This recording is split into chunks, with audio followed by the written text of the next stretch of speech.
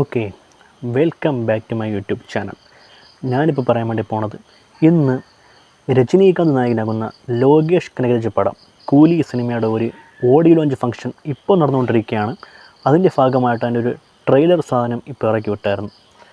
ആ ഒരു ട്രെയിലർ കണ്ട ശേഷം എനിക്ക് തോന്നിയ കുറച്ച് കാര്യങ്ങളും അതിൻ്റെ ഒരു റിവ്യൂ അപ്ഡേറ്റും കാര്യങ്ങളൊക്കെ നിങ്ങളെ പറയിക്കാൻ വേണ്ടി പോകുന്നു. കൂലി എന്ന് പറഞ്ഞ ആ സിനിമ ഒരുപാട് പേര് എക്സ്പെക്റ്റ് ചെയ്യുന്നൊരു സിനിമയാണ്. അതായത് തിയേറ്ററിൽ ഒന്ന് വരണം, ഒന്ന് കാണണം. ഇത് അതിനേക്കാൾ ഉപരി എല്ലാവരും കാത്തിരുന്നൊരു കാര്യമാണ്. ഇത് എൽ സിയുടെ സിനിമയാണോ എന്നുള്ള കാര്യങ്ങൾ, എൽ സിയുടെ ഒരു ഭാഗമാകുമോ ഈ ഒരു സിനിമ എന്നുള്ള കാര്യങ്ങളൂടെ ഏറ്റവും കൂടുതൽ നോക്കിയിരുന്ന് കാണുന്ന സംഭവമാണ്. ഇത് എൽ സിയുടെ ഭാഗമാണെന്നുള്ളത്. അതിന് കുറച്ച് ഹിൻറ്റും കാര്യങ്ങളൊക്കെ ഈ ഒരു ട്രെയിലർ കൊടുക്കുന്നുണ്ട്.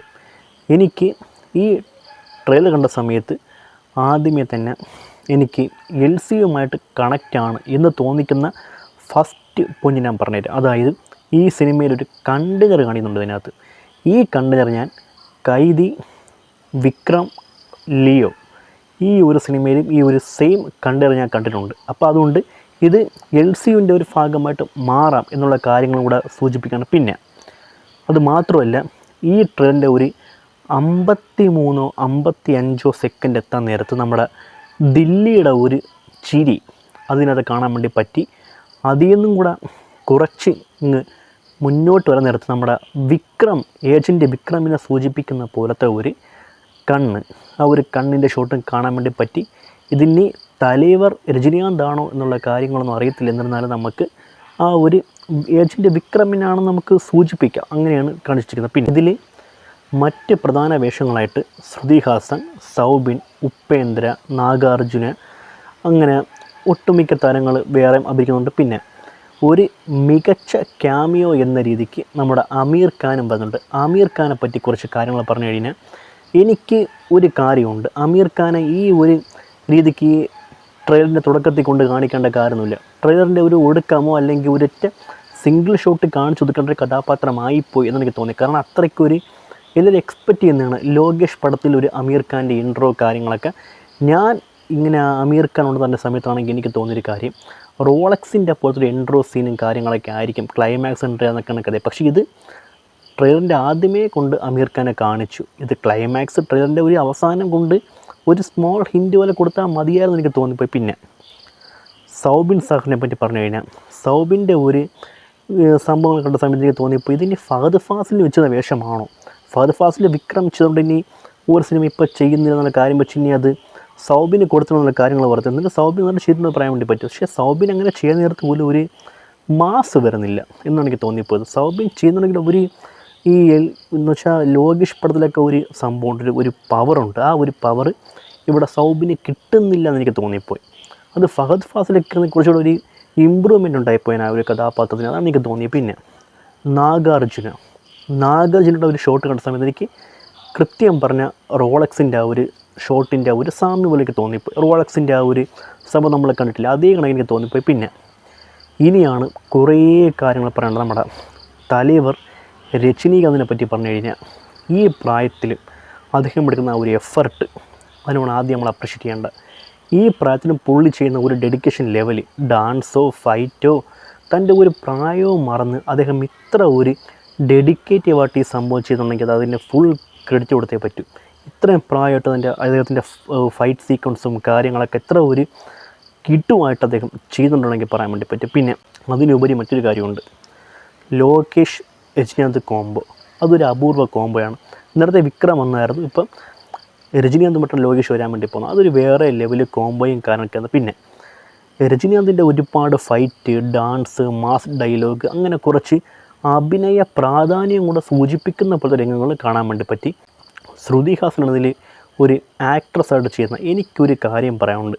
ശ്രുതി ഹാസൻ ഓക്കെ ഫൈൻ സമ്മതിച്ചു, പക്ഷേ ഈ സിനിമയിൽ ശ്രുതി ഹാസൻ ഒരു മിസ്കാസ്റ്റിംഗ് അല്ലേ എന്നെനിക്ക് തോന്നിപ്പോയി. കാരണം ശ്രുതി ഹാസൻ്റെ ആ ഒരു സംഭവങ്ങളും കാര്യങ്ങളും സംബന്ധിച്ച് എനിക്ക് സലാർ സിനിമയിലെ ആ ഒരു ശ്രുതി ഹാസനെ അതിൽ നിന്ന് ഇങ്ങോട്ട് കൊണ്ടുവരണമെങ്കിൽ എനിക്ക് തോന്നിപ്പോയി. അങ്ങനെയാണ് എനിക്ക് തോന്നിപ്പോയത്. സലാർ സിനിമയിൽ ശ്രുതി ഹാസൻ എങ്ങനെയാണോ ചെയ്തിട്ടിരുന്നത് അതേപോലെ തോന്നിപ്പിക്കുന്ന ഒരു കഥാപാത്രം എന്നാണ് എനിക്ക് പേഴ്സണലി തോന്നിയത്. പിന്നെ പെർഫോമൻസിലൊക്കെ ഓക്കെയാണ്. പക്ഷേ ഇതേ കണക്ക് ഇത്രയും ഒരു മെഗാ സ്റ്റാറുകളും സീനിയർ നടന്മാരൊക്കെ വരുമ്പോൾ കുറച്ചും കൂടി ഡെപ്തുള്ള ഒരു നയൻതാരേനെയോ തൃശ്യേനെയോ അനുഷ്കേനെയോ അങ്ങനെയുള്ള ഒരു സീനിയോറിറ്റി ഉള്ളൊരു നായികനെ കൊണ്ടുവരാമായിരുന്നു എനിക്ക് തോന്നിപ്പോയി.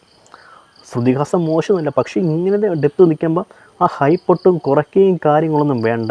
ഒരു അഭിനയ പ്രാധാന്യമുള്ള ഒരു സീനിയോറിറ്റി ഉള്ളൊരു നായികനെ കൊണ്ടുവന്ന് അവതരിപ്പിച്ചെങ്കിൽ കുറച്ചുകൂടെ ബെറ്ററായി പോയേനെ എന്നെനിക്ക് തോന്നിപ്പോയി. പിന്നെ ഈ സിനിമ ഒരു LCU പടമാണെന്നുള്ള കാര്യത്തിന് ഇപ്പോഴും ഒരു കൺഫർമേഷൻ ഒന്നും കിട്ടിയില്ല. പക്ഷേ ഇതിൻ്റെ കുറച്ച് എലമെൻറ്റും കാര്യം കണ്ട സമയത്ത് വിക്രം, കൈദി, മാസ്റ്റർ പോലും തോന്നിയിട്ടുണ്ട്. മാസ്റ്റർ സിനിമയെ പറ്റില്ല, പൊളക്കെട്ടും പറ സിനിമയിൽ ദളപതി ഉപയോഗിക്കുന്ന ഒരു കോസ്റ്റ്യൂമിൻ്റെ അതേ കണക്ക് തന്നെയാണ് ഇതിലും രജനി എന്ത് ചെയ്ത് വെച്ചിരിക്കുന്നത്. ആ ഒരു ഡ്രസ് കോസ്റ്റ്യൂം കൊണ്ട് സമയത്ത് എനിക്ക് അതാണ് തോന്നിപ്പോൾ. ആ ഒരു പാട്ട് വന്ന ആ ഒരു സീക്വൻസും കാര്യങ്ങളും എനിക്ക് തോന്നിപ്പോയി. പിന്നെ ആൾമോസ്റ്റ് നോക്കുകയാണെങ്കിൽ ട്രെയിലർ നല്ല ഒരു ട്രെയിലറും കാര്യങ്ങളൊക്കെയാണ്. പക്ഷേ ഇതൊരു എന്താണ് അമീർ ഖാനെയൊക്കെ ഒന്ന് പ്ലേസ്മെൻറ്റ് ചെയ്യേണ്ട ഒരു വിധവും കാര്യങ്ങളൊക്കെ ഒന്നുകൂടെ ഒന്ന് ശ്രദ്ധിക്കണമായിരുന്നു എനിക്ക് തോന്നിപ്പോൾ. ബാക്കി വെച്ച് നോക്കുമ്പോൾ അതിനപ്പുറം മറ്റൊരു പറയാനുണ്ട്.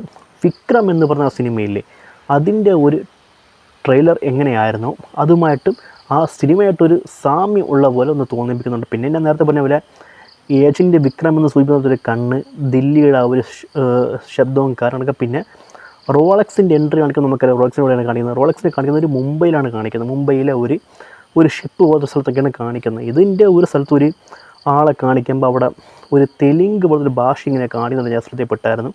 അപ്പോൾ അതുകൊണ്ട് ഇത് അതൊരു ബാംഗ്ലൂരോ അല്ലെങ്കിൽ അത് ആന്ധ്രാപ്രദേശോ അങ്ങനത്തെ എവിടെയെങ്കിലുമൊക്കെ ഒരു സ്ഥലത്തായിരിക്കും ഈ ഒരു കഥയും കാര്യങ്ങളൊക്കെ നടക്കാൻ വേണ്ടി പോകുന്നത്. ആൾമോസ്റ്റ് നോക്കുകയാണെങ്കിൽ നല്ല ഒരു പ്രോമിസിങ് ട്രെയിലർ. അത് മാത്രമല്ല, തിയേറ്ററിൽ ഒരു പൂരപ്പറമ്പാക്കാനുള്ള എല്ലാ വകയും കാണുന്നുണ്ട് എന്നുള്ള കാര്യം മാത്രമേ പറഞ്ഞുള്ളൂ. അത് വെച്ച് നോക്കുമ്പോൾ ഒരു മികച്ച ഒരു പ്രോമിസിങ് ട്രെയിലർ കാണാൻ വേണ്ടി പറ്റുന്നുള്ള കാര്യം മാത്രമേ ഉള്ളൂ. ഓഗസ്റ്റ് 14 2025 ഈ സിനിമ റിലീസാണ്. ആ ഒരു കാര്യം വെച്ച് എല്ലാവരും മസ്റ്റായിട്ട് കാണാൻ വേണ്ടി ശ്രമിക്കുക. ഒരു വിക്രം വൈബ് അത് നിങ്ങൾക്ക് ഇവിടെ ഒന്നുകൂടെ ഒന്ന് റീക്രിയേറ്റ് ആയിട്ട് വരുമെന്നുള്ള കാര്യമാണ് എനിക്ക് പറയാനുള്ളത്. വിക്രം സിനിമ നിങ്ങൾ എങ്ങനെയാണോ കണ്ടത് അതിൻ്റെ ഒരു എക്സ്ട്രീം വെർഷൻ, പിന്നെ നാഗാർജുന, സൗബിൻ, അമീർ ഖാൻ, രജനീകാന്ത്, ശ്രുതിഹാസൻ അങ്ങനെയുള്ള കാര്യങ്ങൾ, പിന്നെ LCUമായിട്ട് കണക്ഷൻ ഉണ്ടെന്നുള്ള സൂചിപ്പിക്കുന്ന അങ്ങനെ എന്തെങ്കിലും റെഫറൻസും കാര്യങ്ങളൊക്കെ വരും. ഇനി ഒരു കുറച്ച് ഫ്ലാഷ് ബാക്ക് സീനും കാരണം കാണുന്നുണ്ട്. അതൊരു ബെസ്റ്റ് ഫൈറ്റ് സീക്വൻസ് ഉണ്ട്. അത് കണ്ട സമയത്ത് മാസ്റ്റർ സിനിമയിലെ ആ ഒരു ബെസ്റ്റ് ഫൈറ്റ് ഇല്ലേ, എനിക്കതാണ് കാണാൻ തോന്നിപ്പോയി. അങ്ങനെയും ഒരുപാട് കാര്യങ്ങൾ കാണാൻ വേണ്ടി പറ്റി. സോ ആ ഒരു കാര്യം വെച്ച് നല്ല ഒരു ട്രെയിലർ, തിയേറ്ററിൽ പോയി കാണാൻ വേണ്ടി പ്രേരിപ്പിക്കുന്ന ട്രെയിലർ മസ്റ്റായിട്ട് നിങ്ങൾ കാണാൻ വേണ്ടി ശ്രമിക്കുക. ആ ഒരു കാര്യം വെച്ച് ഇത്രയുള്ള പറഞ്ഞായിട്ട് ഇതാണ് കൂലി സിനിമയുടെ ഒരു ട്രെയിലർ റിവ്യൂവും കാര്യങ്ങളൊക്കെ. സോ ആ ഒരു കാര്യം വെച്ച് എൻ്റെ ഈ വീഡിയോ ഇഷ്ടപ്പെട്ട ചാനൽ സബ്സ്ക്രൈബ് ചെയ്യുക, വീഡിയോ ലൈക്ക് ചെയ്യുക, ഷെയർ ചെയ്യുക. ഓക്കെ, അപ്പോൾ മറ്റ് സിനിമയുടെ ഒരു റിവ്യൂ അപ്ഡേറ്റ് ആയിട്ട് വരുന്നതായിരിക്കും. ദിസ് പ്രണസനിങ് ഔട്ട്. ബൈ. ഓക്കെ.